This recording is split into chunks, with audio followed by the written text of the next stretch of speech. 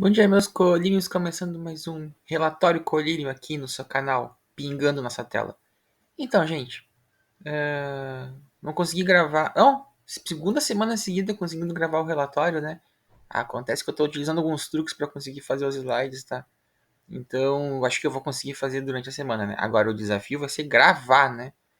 Essa semana, por exemplo, meus dois filhos ficaram doentes, né? Então, foi difícil, mas a gente conseguiu. Consegui uma brechinha aqui. Consegui ajuda pros slides, consegui uma brechinha, tá?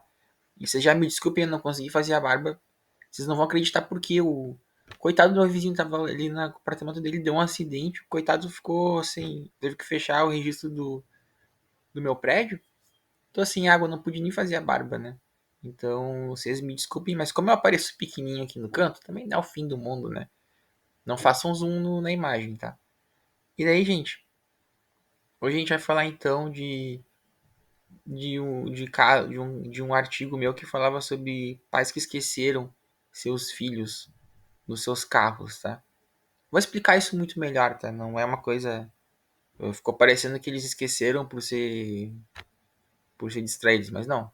Vou mostrar para vocês as circunstâncias do esquecimento e também como o que aconteceu com as imagens sobre esses pais depois do esquecimento, tá?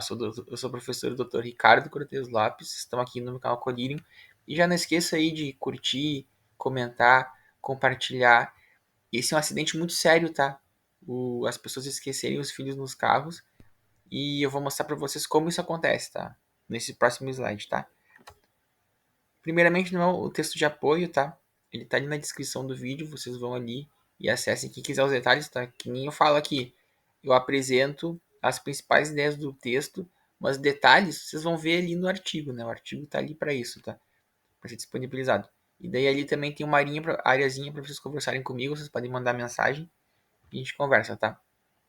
Esse artigo aí, ele é um pouco antigo, tá? O, o gravando tá bem em cima ali, mas é bem ali do fim dos anos 2000, dos anos 2010, bem no finzinho, talvez 2018, 2019. Felizmente gravou ali, eu não consigo lembrar e também já faz um tempinho, né? Esse artigo acho que é mais velho que meu filho, né? Aí, gente, esse é o texto de apoio, tá? Ele foi publicado aí numa revista de sociologia, né?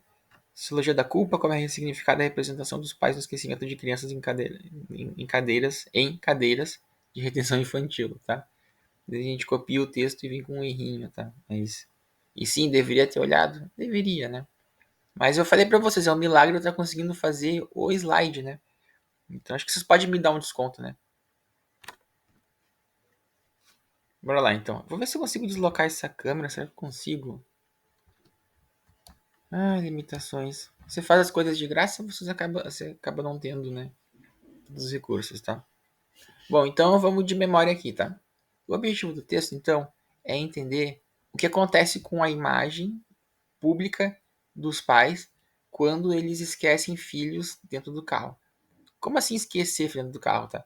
Aqui a gente está falando de quando acontece o seguinte: o pai coloca a criança num assento de retenção infantil. Vocês estão vendo ali a imagenzinha? É aquele assento que se coloca nos carros, tá? Antigamente, quando a gente estava lá na década de 90, 80, as crianças não tinham um lugar específico para elas. Então era muito comum as crianças elas irem na frente, aí começaram a ir para trás, tipo, não podia sair lá de trás. A gente andava no porta-malas, a gente andava em tudo que é lugar, tava. Vê na internet vocês vão ver os memes, não é meme, é de verdade, tá? O pessoal andava no porta-malas. Não tinha uma preocupação com a segurança da criança, tá?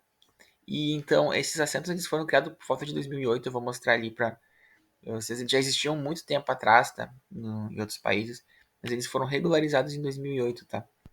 E daí, esses assentos eles têm a grande vantagem, tá? Grande vantagem de que se der uma colisão de fato, realmente ele protege, tá? A criança fica mais protegida, tá? Porque daí, além do cinto, o cinto nem pega contato direto com a criança, né? O cinto ele pega contato com o assento. Então, a colisão ela fica realmente, e é verdade, fica muito mitigada, né? Ela fica diminuída, né? Com a presença das cadeiras. Tá, mas assim, essa é uma vantagem explícita, tá? Só que tem uma desvantagem, tá? Qual é a desvantagem? Pode acontecer de uma pessoa, né? O pai e a mãe. Já aconteceu dos dois casos, tá? Pais e mães, tá? Inclusive tem um corte aqui no canal, que se vocês forem ver. Eu deveria também linkar o vídeo, né? Que o, que o Anderson Scherer conta até que aconteceu com a mãe dele, com uma mulher que ele viu lá em Manaus. Mas, de novo, não, se eu mal consigo fazer o vídeo, imagina conseguir editar direitinho. Um dia eu pago alguém pra fazer isso, tá? Aí esse canal vai. Talvez bombe. Talvez. Aí, gente, o que acontece? A pessoa, ela esquece a criança, tá? E esquece ali no atrás, porque não tá na visão dela, entendeu? Se a criança dormiu, não tá mais vendo. Então, tipo. E daí, se vocês forem ver, tem. Se vocês vão na Shopee ali, vocês compram espelhinhos que olham para trás e permitem a gente ver a criança. Então, o retrovisor não enxerga a criança. O retrovisor enxerga o vidro de trás. Então, o que acontece? Não tem como ver. Daí você vai perguntar, tá, Ricardo, mas como assim o cara esquece o próprio filho? Gente, pode acontecer, tá? Digamos que tu tenha que levar a criança pro trabalho, tá? Todo dia tu pega o carro e sai todo dia, tu sai com o carro e vai pro teu trabalho, tá? Eu vou de ônibus, então tô meio salvo disso, tá? Mas tipo, todo dia tu faz isso. Aí teve um dia que a tua mulher não pôde, ela levava a criança, tá? Teve um dia que ela não pôde, tá? Ou daqui a pouco, ou o contrário, tu é o marido que sempre leva e um dia a esposa não pode. Aí todo dia a pessoa vai pro trabalho naquela rotina, tá? Tu botou o bebê ali e vai. Aí o que acontece? Tu tá seguindo dirigindo apesar de ser automatizado, ele ocupa tua atenção, né? Aí tu chega no trabalho normal, tu esquece de levar a criança, porque tu faz isso há anos, anos, anos, anos, anos. Então, tipo, tu esquece que tem a criança ali. E daí tu estaciona o carro, muitas vezes na rua, e deixa ali, tá? Pode acontecer. Aí o que vai acontecer? O vidro, o sol, ele faz o carro liberar substâncias tóxicas por causa do plástico.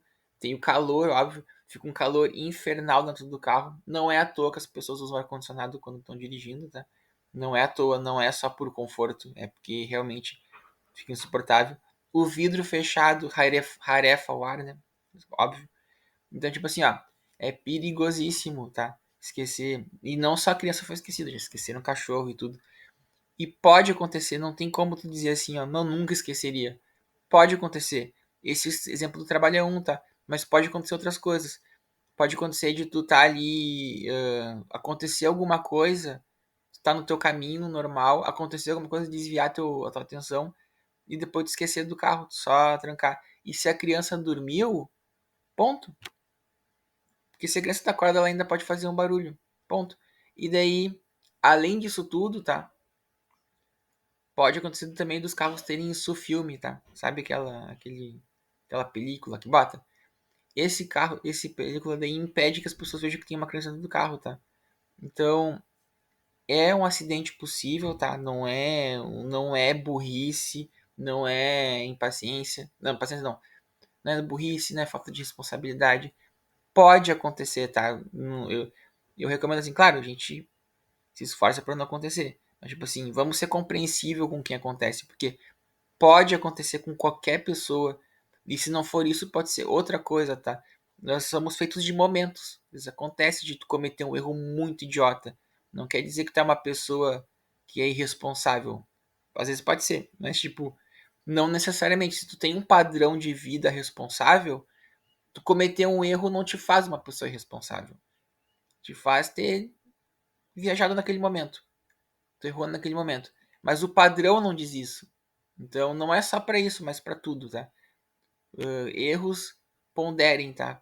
Prestem atenção no histórico da coisa, não só, tá? E dicas morais do Ricardo, mas isso não interessa agora, tá?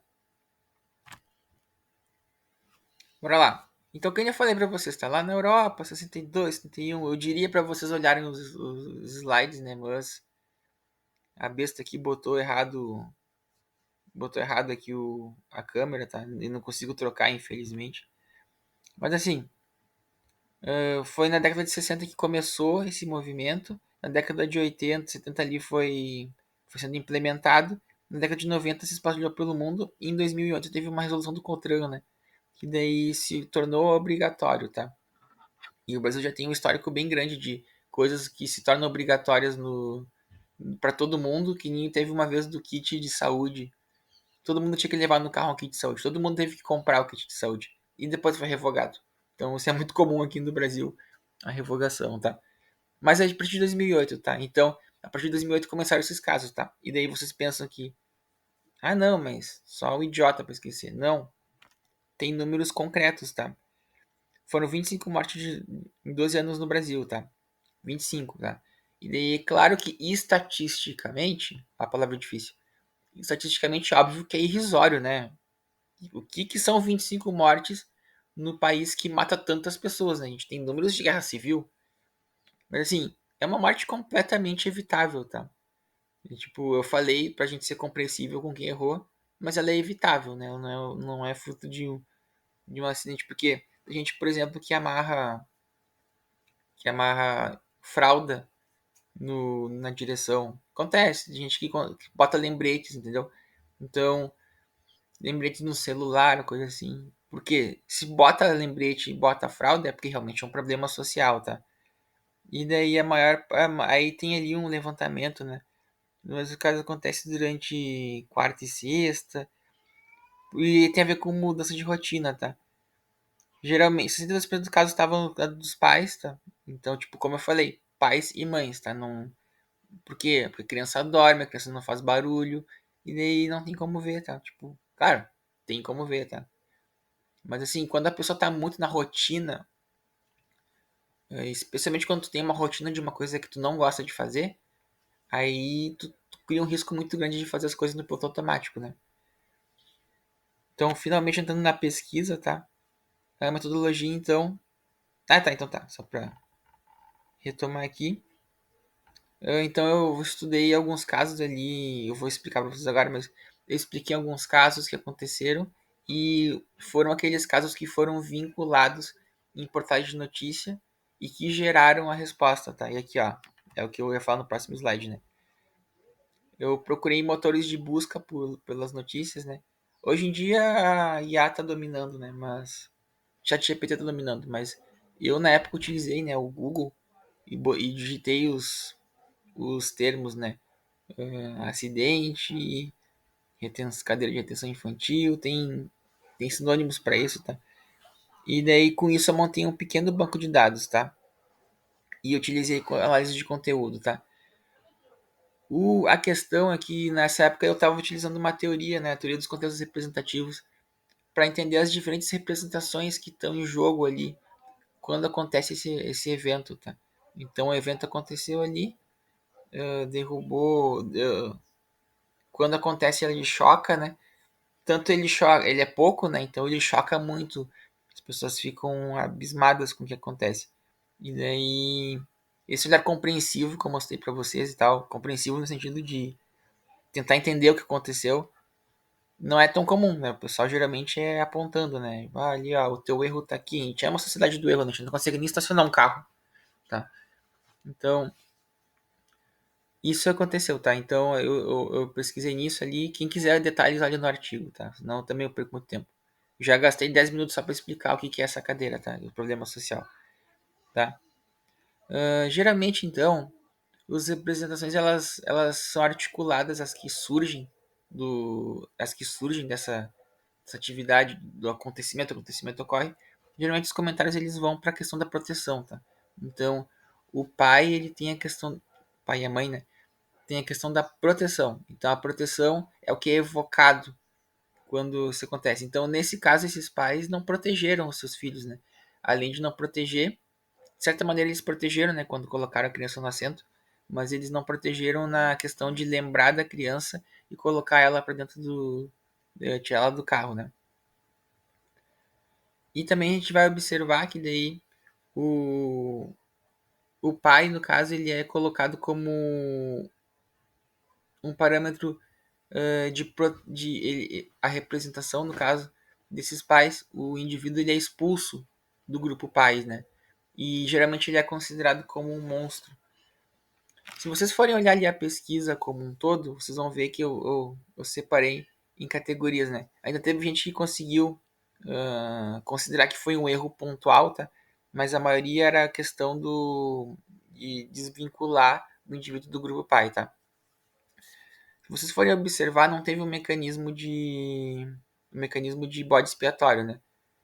Não é como se, não é como se assim, esse pai, não, na verdade, olhando melhor, o que aconteceu foi sim, foi um bode expiatório, né? Esse pai é que não é o pai de fato, ele é um indivíduo irresponsável.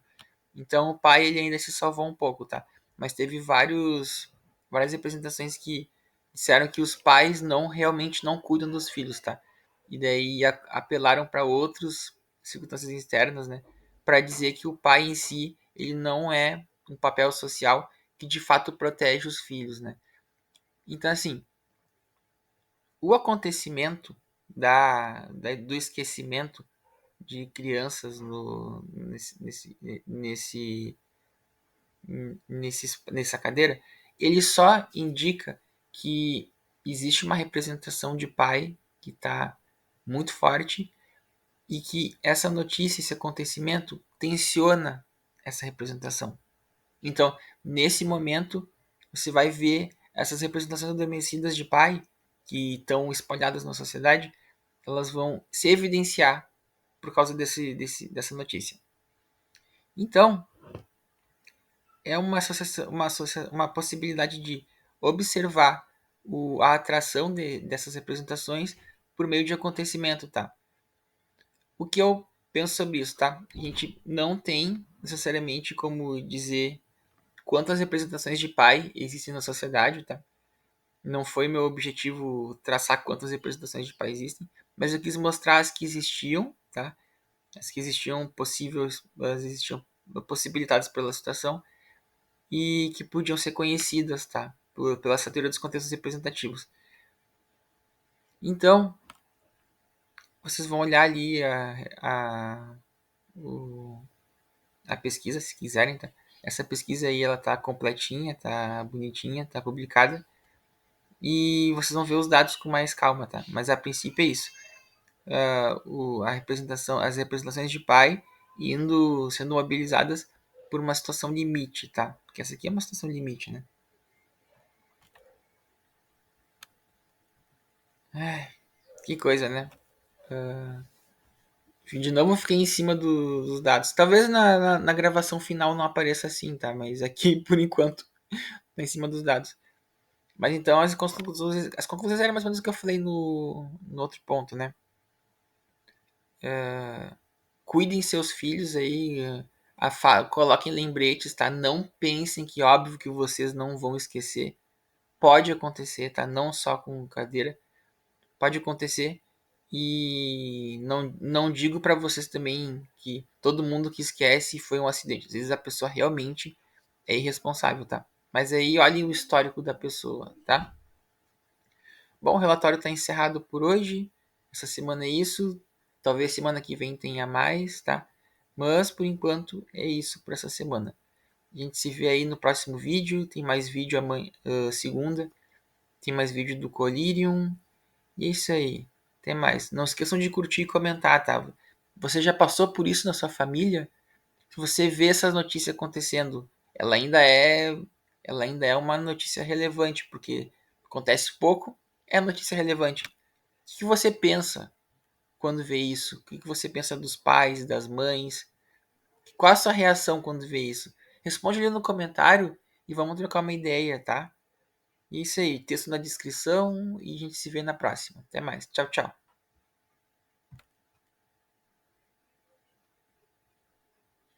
Né? Não finalizou. Agora finalizou.